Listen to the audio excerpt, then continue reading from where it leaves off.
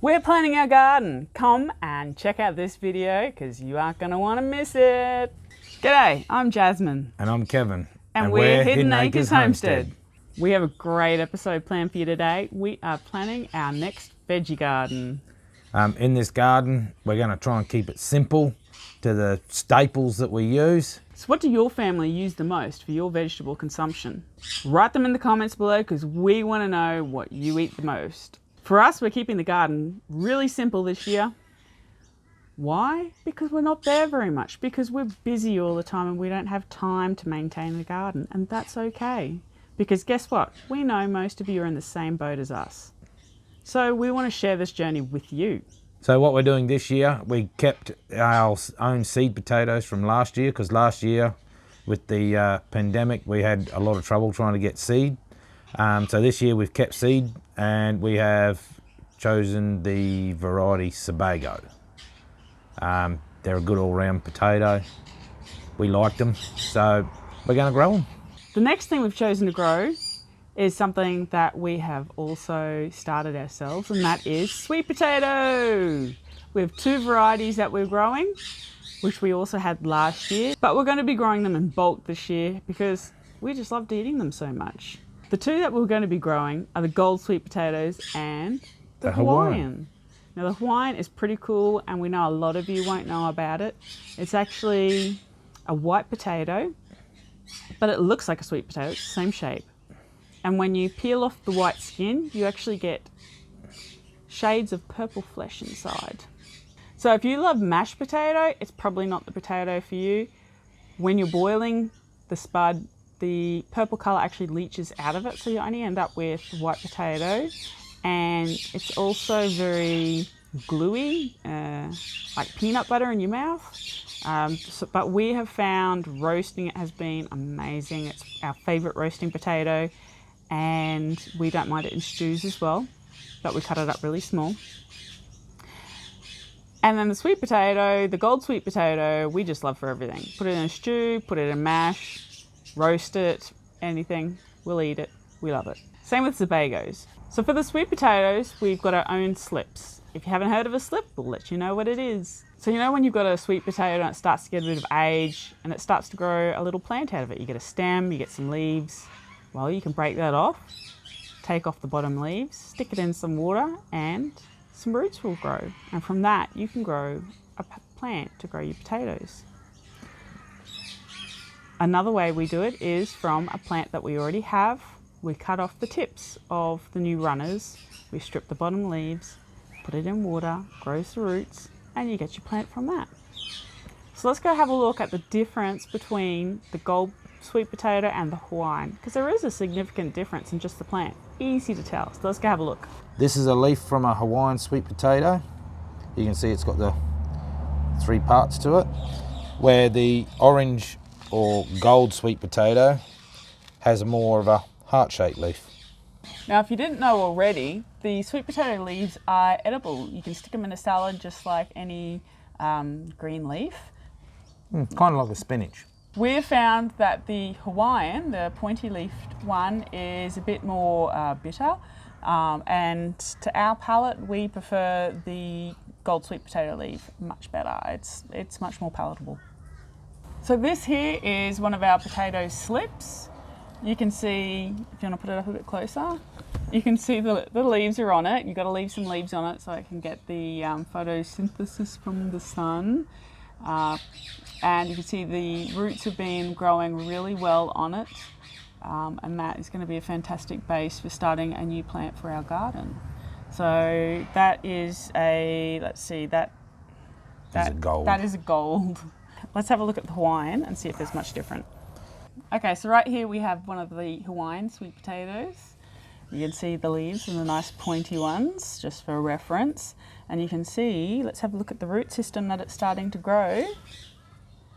So you can see quite a lot of roots coming out of it. All we've put in the pot or the bucket that we've been using is water from the hose. It's town water in Dysart in central Queensland, Australia. So it would have chemicals and chlorines and things like that in it. We didn't use farm water or rainwater from the property. and it's grown just fine. I have given it 1 dose of sea salt, which is a seaweed, liquid seaweed fertilizer, and I think that has helped it along a little bit. But that's it, it's done it all on its own basically. So here we have a Hawaiian sweet potato that we grew, and you can see the shoots coming out. So this one you can see the white skin, and it's the actual white with the purple inside. This one, this is the gold sweet potato that we enjoy so much, and we've let it shoot. Now these shoots, all you have to do is let them get to a decent size. You break them off like that, and you sit it in water. Only has to be shallow, and roots will form down here, and you'll get your plant ready to plant out. You can see the nice bright orange inside this one. For anyone that hasn't seen inside a Hawaiian sweet potato, you can see what we mean by the purple. And when you roast those up, you actually keep the purple colour in your vegetable. Alrighto, well let's go have a look at cutting off a slip from an existing plant. Okay.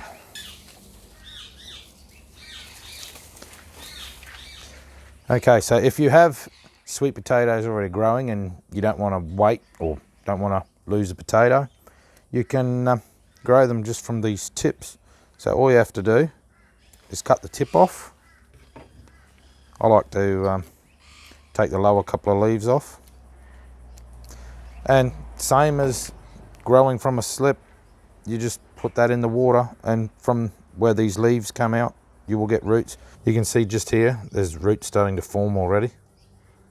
No point wasting it. I'm going to put this in our bucket of water so we can plant it at the farm.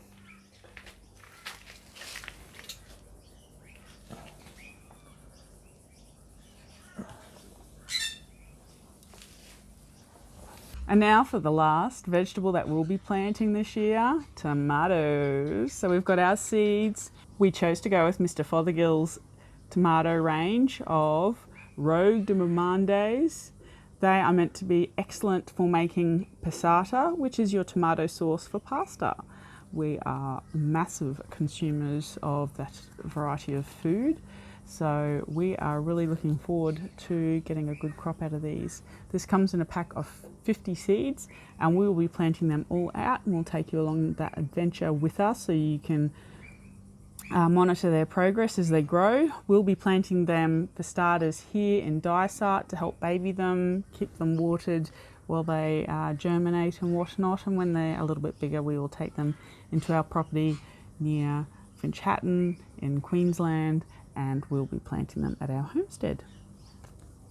Now on to the actual planning. Past the choosing of what we will be planting comes to where we are going to plant them in our garden bed. Right now we'll bring up on screen for you footage of our garden area at our homestead near Finch in Queensland, Mackay. As you can see here, it is currently severely overgrown. We'll be ripping out all of the weeds, leaving the basil, and then we will be ripping up the soil with a rotary hoe to till it all, and then we will be putting in our garden. Now, here's our drawn picture of the garden. So you can see down this end we've got the black plastic.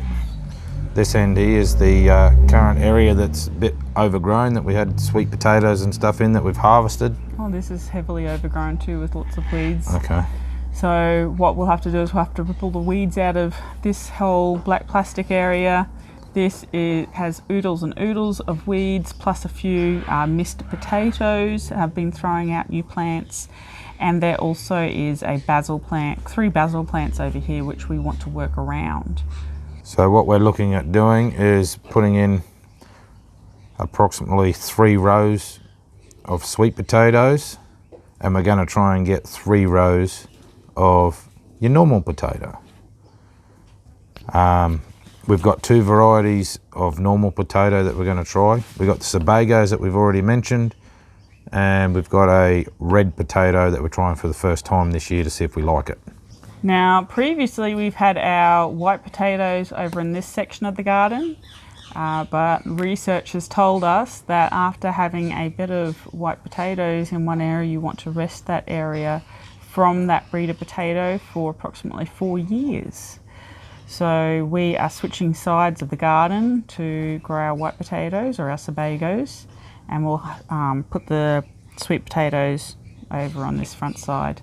And in this black plastic area, that will be our entire tomato garden. So as you can see, we are quite serious about growing a lot of tomatoes, because you'll be surprised at how much they break down in the cooking process. You need so many tomatoes just to make 1 jar of passata. So we're going to be growing the full 50 plants. We're going to be putting them in that black plastic area, and we'll take it from there. And you are more than welcome to follow us on the journey to see how our garden grows. We know planting for a garden is quite popular in spring, but here in North Queensland, we have to be quite careful with when we plant our gardens. So our summers here in Australia are vicious.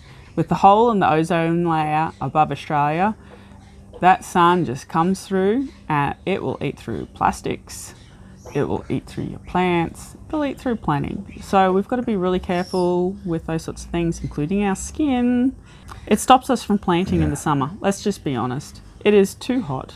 We have to make sure we do our gardening in autumn and spring, and we can get away with a little bit of a garden in winter. In the summer, it can get to the mid-40s, as in 45 degrees Celsius, and in the winters it can get as low as 0 degrees. So it's got quite a large temperature range where we are, and we need to work around that. So an autumn garden for us is pretty important. If you're planting a garden at the moment, put in the comments below what you've got in your veggie garden, because we would love to hear about it. Let's keep it simple, guys. Let's not make it too complicated. Keep your gardening going. Yep. See you later, guys. All right, bye. You can always show your support by liking, sharing, commenting, and subscribing. subscribing. Thanks, guys. Bye.